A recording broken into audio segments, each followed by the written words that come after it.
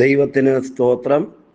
പ്രഭാത മന്നയിലേക്ക് ഏവർക്കും സ്വാഗതം. ഈ പ്രഭാതത്തിലും ദൈവവചനം കേൾക്കേണ്ടതിന് പ്രതീക്ഷയോടെ ദൈവപാദപീഠത്തോടെടുത്തു വരുന്ന സകലരെയും പുതിയ മന്ന തന്ന് കർത്താവ് ബലപ്പെടുത്തട്ടെ. യോഹന്നാൻ സുവിശേഷം 1-ാം അധ്യായം 12-ാം വാക്യം വായിക്കുന്നു. യോഹന്നാൻ 1:12. അവനെ കൈക്കൊണ്ട് അവൻ്റെ നാമത്തിൽ വിശ്വസിക്കുന്ന ഏവർക്കും ദൈവമക്കളാകുവാൻ അവൻ അധികാരം കൊടുത്തു. പ്രിയരെ, ഈ അനുഗ്രഹിക്കപ്പെട്ട തിരുവചനത്തിൻ്റെ നന്മ നമ്മുടെ ജീവിതത്തിൽ പ്രാപിക്കുവാൻ ഇടയായി തീരട്ടെ. ഈ വാക്യം പല പ്രാവശ്യം നാം കേട്ടിട്ടുള്ള വാക്യമാണ്.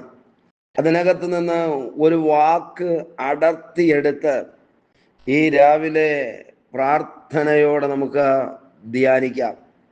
ബൈബിൾ പറയുന്നു, യേശുവിനെ കൈക്കൊണ്ട്. ഈ വാക്യത്തിൽ എനിക്ക് തോന്നുന്നു അനുഗ്രഹിക്കപ്പെട്ടൊരു പദമാണ് കൈക്കൊള്ളുക എന്നത്. യേശുവിൻ്റെ അടുക്കൽ വന്നിട്ട് എത്ര വർഷമായി എന്നുള്ള പാരമ്പര്യത്തിൻ്റെ ബലമല്ല കാര്യം, യേശുവിനെ കൈക്കൊള്ളുക എന്നുള്ളതാണ് കാര്യം. യേശുവിൻ്റെ അടുക്കൽ വന്നിട്ട് യേശുവിനെ അറിയാനിടയായി തീർന്നിട്ട് യേശുവിൽ നിന്ന് അത്ഭുതം പ്രാപിച്ചിട്ട് ഒരുപക്ഷെ വർഷങ്ങൾ പലതായ വ്യക്തിയായിരിക്കും നിങ്ങൾ. എന്നാൽ ജീവിതത്തിലേക്ക് ഈ രാവിലെ ഒന്ന് തിരിഞ്ഞു നോക്കാമോ? വാസ്തവത്തിൽ യേശുവിനെ കൈക്കൊണ്ടിട്ടുണ്ടോ? ഈ വാക്യം അങ്ങനെയാണ് എഴുതിയിരിക്കുന്നത്. അവനെ കൈക്കൊണ്ട് എന്ന് പറഞ്ഞാൽ അവനെ ഏറ്റെടുത്ത് അവൻ്റെ മുൻപിൽ ഹൃദയം തുറന്ന് സമർപ്പിച്ച് അവനുള്ളവരായി മാറുന്ന അനുഗ്രഹിക്കപ്പെട്ട ആത്മിക അനുഭവം. ഈ സന്ദേശം കേട്ടുകൊണ്ടിരിക്കുമ്പോൾ തന്നെ യേശുവിനെ കൈക്കൊള്ളുന്ന അനുഗ്രഹിക്കപ്പെട്ട ജീവിത അനുഭവത്തിൽ എത്തിച്ചേരുവാൻ പരിശുദ്ധാത്മാവ് നമുക്ക് കൃപ നൽകി തരട്ടെ. നിങ്ങൾക്കറിയാമോ, 3.5 വർഷം യേശുവിൻ്റെ കൂടെ യൂദ നടന്നെങ്കിലും, ശുശ്രൂഷയിൽ പങ്കാളിയായെങ്കിലും, യൂദയുടെ കണ്ണിൻ്റെ മുൻപിൽ വലിയ അത്ഭുതങ്ങൾ നടന്നെങ്കിലും, യേശു നുറുക്കിക്കൊടുത്ത അപ്പത്തിൻ്റെ ഭാഗം കഴിക്കുന്നതിനുള്ള കൃപ ലഭിച്ചെങ്കിലും, അക്ഷരാർത്ഥത്തിൽ യൂദ യേശുവിനെ കൈക്കൊള്ളാത്തത് കൊണ്ട് അവൻ തള്ളിപ്പറയുവാനിടയായി തീർന്നു. കൂടെ നടന്ന കൂട്ടത്തിലുണ്ടായിരുന്ന എത്ര പേരാണ് സാഹചര്യങ്ങൾ വന്നപ്പോൾ, പ്രതികൂലങ്ങളും പ്രതിസന്ധികളും ഒക്കെ വന്നപ്പോൾ യേശുവിനെ വിട്ടോടിയത്? പ്രിയരെ, ഈ കാലത്തിലും കുറവല്ല എത്രയോ പേർ വിശ്വാസ ജീവിതം ത്യജിച്ച് യേശുവിനോടുകൂടെ നടന്നുകൊണ്ടിരുന്ന പലരും വിശ്വാസ ജീവിതത്തിൽ നിന്ന് പുറത്തായിപ്പോയ അനുഭവങ്ങൾ നമുക്ക് പറയുവാനായി കഴിയും.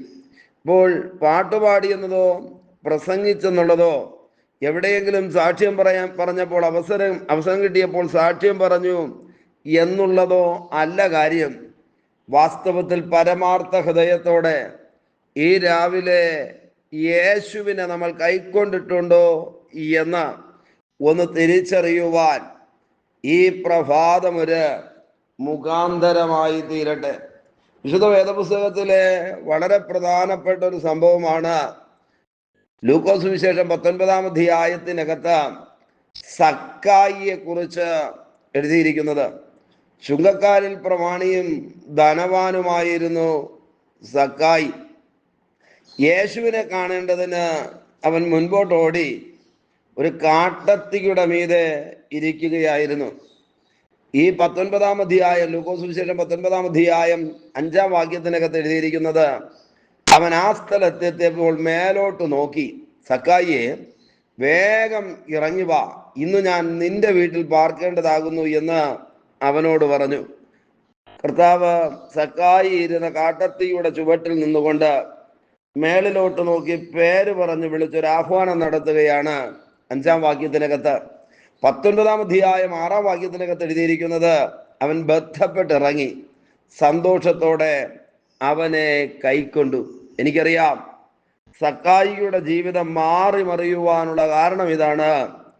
വഴിത്തലയ്ക്കൽ വെച്ചവൻ യേശുവിനെ കണ്ടു എന്നുള്ളതല്ല, യേശുവിൻ്റെ വായിൽ നിന്ന് അവനെക്കുറിച്ച് അനുഗ്രഹിക്കപ്പെട്ടൊരു ദൂത് കേട്ടു എന്നുള്ളതുമല്ല, അവൻ ഇരുന്ന കാട്ടത്തിയുടെ കീഴെ കൂടെ യേശു കടന്നു വരികയും അവനെ പേർ ചൊല്ലി വിളിക്കുകയും ചെയ്തു എന്നതിനേക്കാൾ ഉപരി 6 വാക്യത്തിനകത്ത് എഴുതിയിരിക്കുന്നു, ബന്ധപ്പെട്ട് ഇറങ്ങി സന്തോഷത്തോടെ അവനെ കൈക്കൊണ്ടു.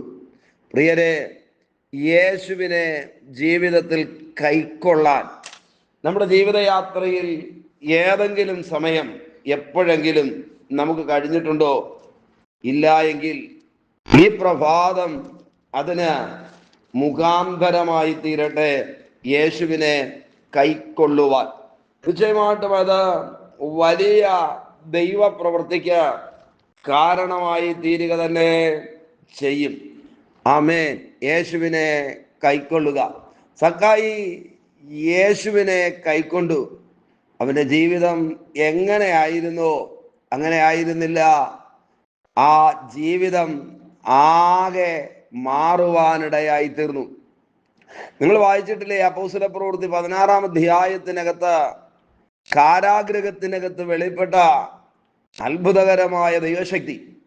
അപ്പോസ്തലപ്രവൃത്തി 16 വാക്യം വായിക്കുമ്പോൾ എഴുതിയിരിക്കുന്നു, പിന്നെ അവരെ വീട്ടിൽ കൈക്കൊണ്ട് അവർക്ക് ഭക്ഷണം കൊടുത്തു, ദൈവത്തിൽ വിശ്വസിച്ചതിൽ വീടടക്കം ആനന്ദിച്ചു.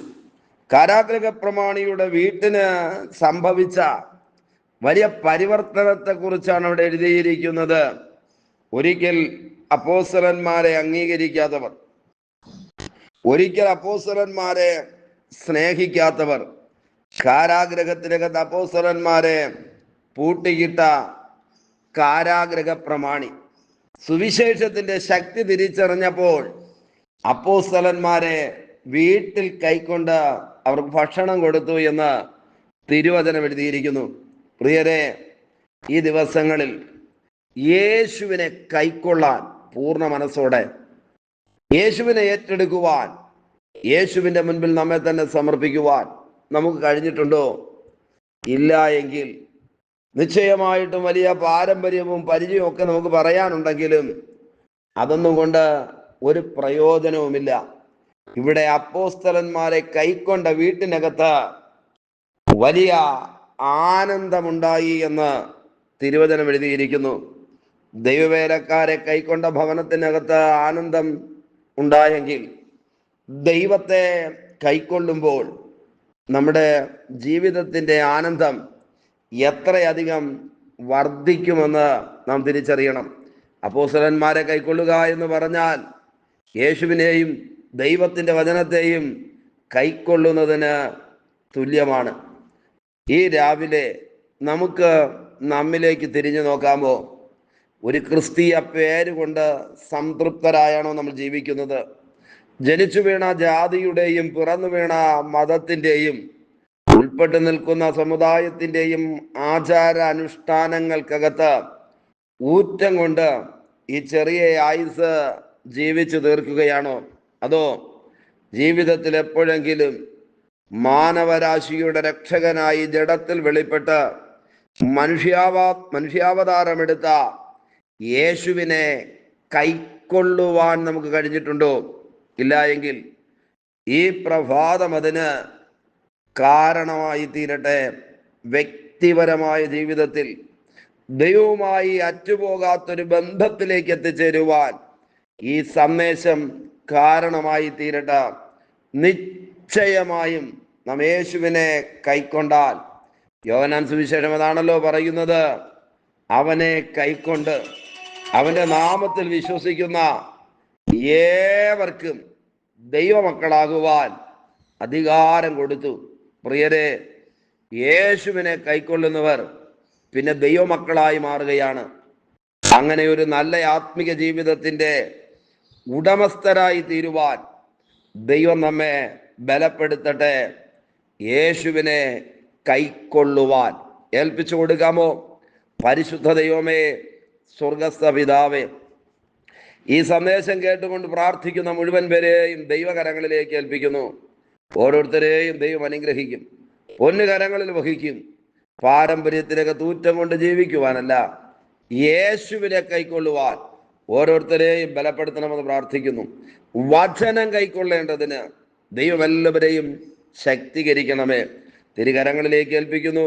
ഓരോരുത്തരുടെയും ജീവിതത്തിൽ ഈ പ്രഭാതം അനുഗ്രഹത്തിന് കാരണമായി തീരട്ടെ. ദൈവകരങ്ങളിലേക്ക് ഏൽപ്പിച്ച് പ്രാർത്ഥിക്കുന്നു. അധികാരമുള്ള യേശുവിൻ്റെ നാമത്തിൽ പിതാവേ, ആമേൻ, ആമേൻ.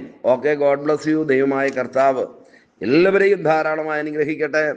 ആമേൻ, ആമേൻ.